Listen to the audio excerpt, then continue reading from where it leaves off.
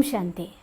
പലപ്പോഴും ചില നല്ല സ്വഭാവങ്ങൾ നമ്മുടെ ലൈഫിൽ സ്വന്തമാക്കിയാൽ ആ സ്വഭാവം തന്നെ നമ്മുടെ ജീവിതത്തിലെ ഏറ്റവും വലിയ വിജയത്തിന് കാരണമാവും.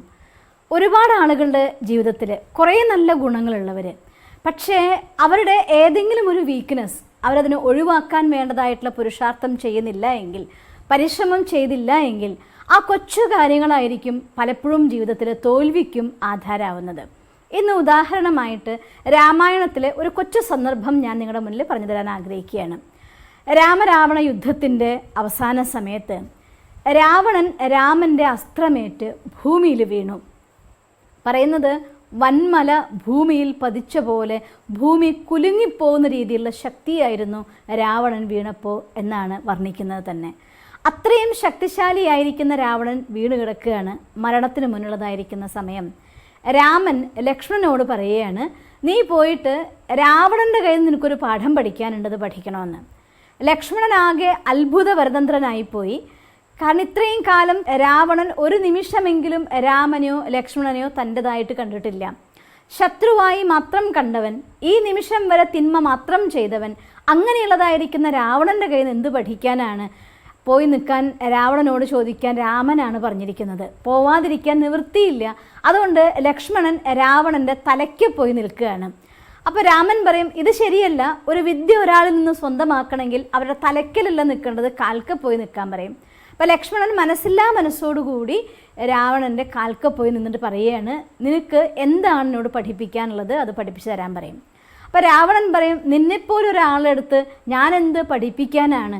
നീ ഒരു ചോദ്യത്തിൻ്റെ ഉത്തരം എനിക്ക് തന്നു കഴിഞ്ഞാൽ മതി, എനിക്ക് മോക്ഷം കിട്ടുമെന്ന് പറയുകയാണ്. ലക്ഷ്മണൻ പറയും, ചോദിച്ചോളൂ, ഞാൻ ശ്രമിക്കാൻ പറയാനായിട്ട്.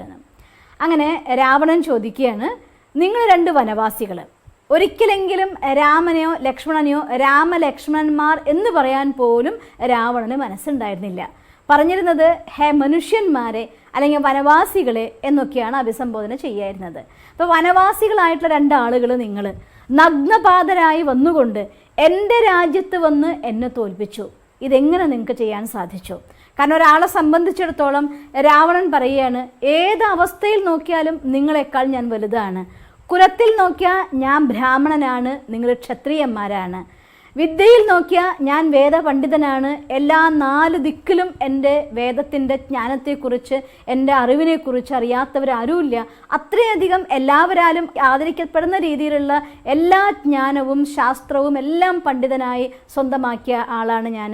ആ അറിവ് നിങ്ങളെ തട്ടിച്ചു നോക്കുമ്പോൾ നിങ്ങൾക്ക് എന്നേക്കാൾ കുറച്ച് അറിവേ ഉള്ളൂ. മാത്രമല്ല, ഒരാൾക്ക് സ്വന്തം രാജ്യത്ത് യുദ്ധം ചെയ്യുന്ന സമയത്ത് രാജ്യത്തിൻ്റെ സപ്പോർട്ട് ഒരുപാടാണ്. രാവണൻ സ്വന്തം രാജ്യത്തിലാണ്.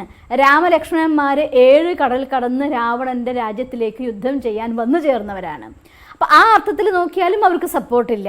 രാവണൻ തൻ്റെ സർവ്വസന്നാഹങ്ങളോടുകൂടെ ജീവിക്കുന്നവൻ. രാമലക്ഷ്മണന്മാർ വനവാസികളായിക്കൊണ്ട് ചെരുപ്പ് പോലും ഇല്ലാതെ നടന്നു വന്നവർ. ഇങ്ങനെ എല്ലാം നോക്കിക്കഴിഞ്ഞാൽ നിങ്ങൾ എന്നെ ജയിക്കാൻ വേണ്ടി യാതൊരു രീതിയിലും ഞാൻ കാണുന്നില്ല, പിന്നെയും എന്തുകൊണ്ട് ഞാൻ തോറ്റുപോയി എന്ന് ലക്ഷ്മണനോട് രാവണൻ ചോദിക്കുകയാണ്. അപ്പോൾ ലക്ഷ്മണൻ പറയും, എനിക്കറിഞ്ഞൂടാന്ന് പറയും. പറയും, നിനക്കറിയില്ല, പക്ഷെ എനിക്കറിയാം കാര്യം.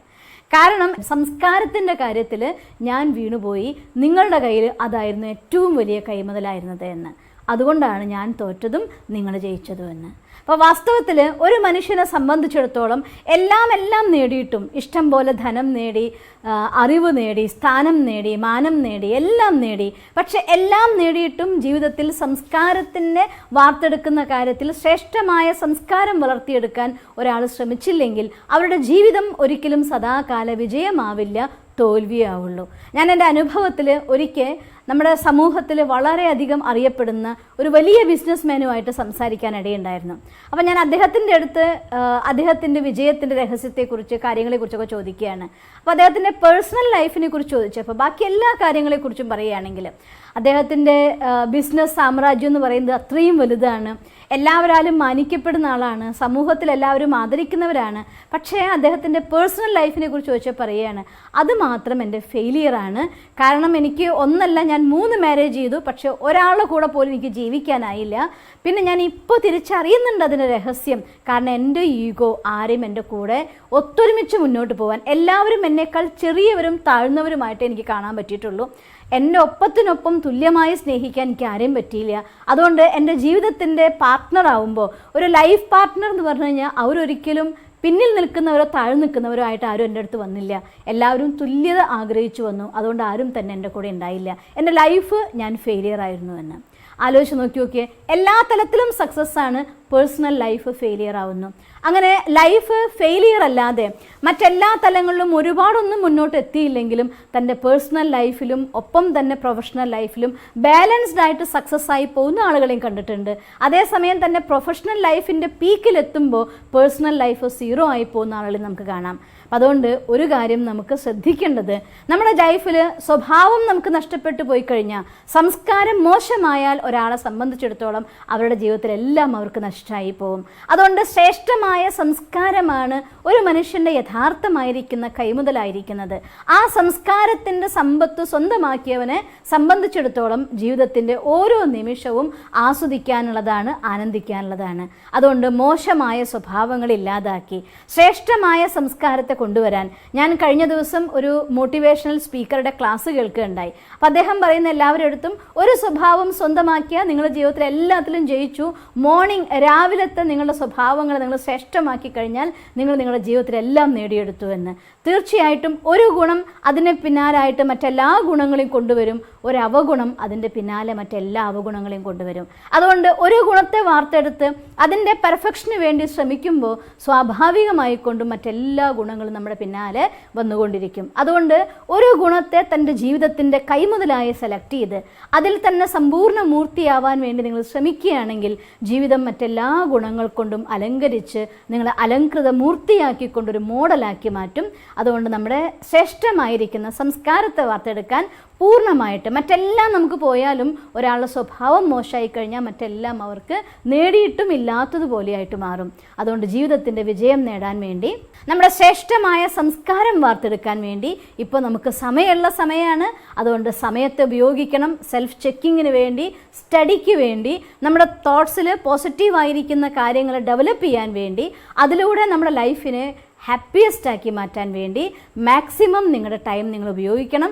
അതാണ് നമ്മുടെ ജീവിതത്തിൻ്റെ ഏറ്റവും വലിയ ശക്തി. അതുകൊണ്ട് ഏതൊരവസരത്തെയും പോസിറ്റീവായി നമുക്ക് ബെനിഫിഷ്യലാക്കി മാറ്റാൻ വേണ്ടി, സ്വപരിവർത്തനത്തിന് അഥവാ നല്ല ഗുണങ്ങളെ സ്വന്തമാക്കാൻ വേണ്ടി നിങ്ങൾ ഉപയോഗിക്കണം. നിങ്ങൾക്കങ്ങനെ സാധിക്കട്ടെ എന്ന് ഞാൻ ഈശ്വരനോട് പ്രാർത്ഥിക്കുന്നു. ഓം ശാന്തി. ദിവസം തോറും ജീവിത വിജയങ്ങൾക്ക് വെളിച്ചം വീശുന്ന പുത്തൻ വീഡിയോകൾക്കായി ഞങ്ങളുടെ യൂട്യൂബ് ചാനൽ സബ്സ്ക്രൈബ് ചെയ്യൂ. നോട്ടിഫിക്കേഷൻ ലഭിക്കുന്നതിനായി ബെൽ ഐക്കൺ ക്ലിക്ക് ചെയ്യൂ. ഒപ്പം ഞങ്ങളുടെ ഫേസ്ബുക്ക്, ട്വിറ്റർ, ഇൻസ്റ്റാഗ്രാം പേജുകൾ ഫോളോ ചെയ്യൂ. നന്ദി.